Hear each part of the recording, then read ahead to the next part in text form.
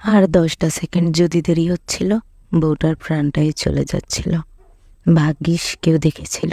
আসলে মানুষ কেমন জানো, জীবনের একটা পর্যায়ে গিয়ে মনে হয় অনেকেই এমন হয় যে নিজের সংসার, নিজের ভালো, নিজের আপনজনদের ভালো মন্দ বুঝতে পারে না। আজ এমন একটি কাহিনীরই সম্মুখীন হয়েছি আমরা গ্রামবাসীরা। উনি একটা মায়ের গল্প বলবো আজ আপনাদের সাথে, যার আজ 10টা সেকেন্ডের হেরফের হলে প্রাণটাই চলে যাচ্ছিল। একজন স্বামী যদি ভালো হয়, তার স্ত্রীর ভাগ্য ভালো হয়। আর যদি একজন স্ত্রীর স্বভাব ভালো হয়, তাহলে তার স্বামীর কপাল ভালো হয়। আসলে কি জানেন, যাদের নিজেদের কোনো কমন সেন্স থাকে না, তারাই একটা সময় গিয়ে পরকীয়ায় লিপ্ত হয়।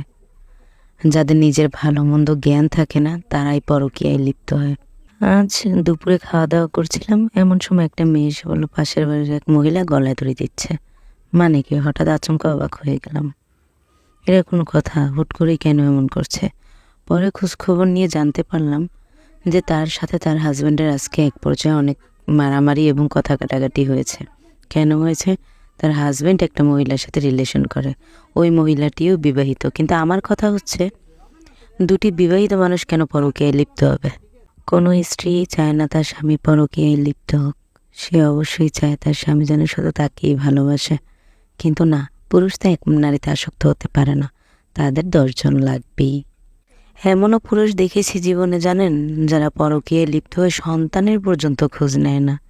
চোখের সামনে নিজের বাস্তব জীবনে অনেক অভিজ্ঞতা এমন হয়েছে, যারা অন্য নারীতে আসক্ত হয়ে নিজের সন্তানের খোঁজ তো দূরের কথা, মুখটাও পর্যন্ত দেখতে চায় না কখনো।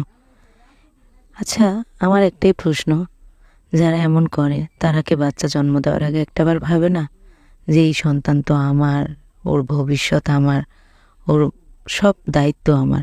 তাহলে এই সন্তানটাকে জন্ম দেওয়ার পর আমি তো আবার সেই খারাপ পথেই ধাবিত হব, পরকীয়া করব। তাহলে কেন এমন করছি? কেন একটা নিষ্পাপ জীবন নষ্ট করছি? কি দরকার নিজেদের কিছুটা মুহূর্তের জন্য একটা সুন্দর ফুলের মতো নিষ্পাপ জীবন নষ্ট করার? এমন অনেক মা দেখেছি জানেন, যারা বাচ্চার জন্য নিজের ক্যারিয়ার, নিজের ভবিষ্যৎ সব নষ্ট করেছে।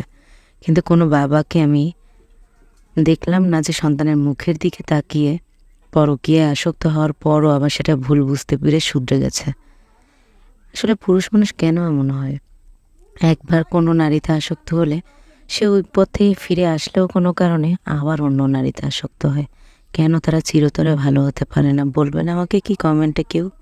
আমার ভিডিও যদি অবশ্যই আপনাদের ভালো লেগে থাকে, তাহলে লাইক, কমেন্ট, শেয়ার করে পাশে থাকবেন এবং অবশ্যই আপনার ফ্রেন্ডসদের সাথে আমার ভিডিও শেয়ার করে আমাকে সাপোর্ট করবেন। ধন্যবাদ সবাইকে, ভালো থাকবেন, আল্লাহ হাফিজ।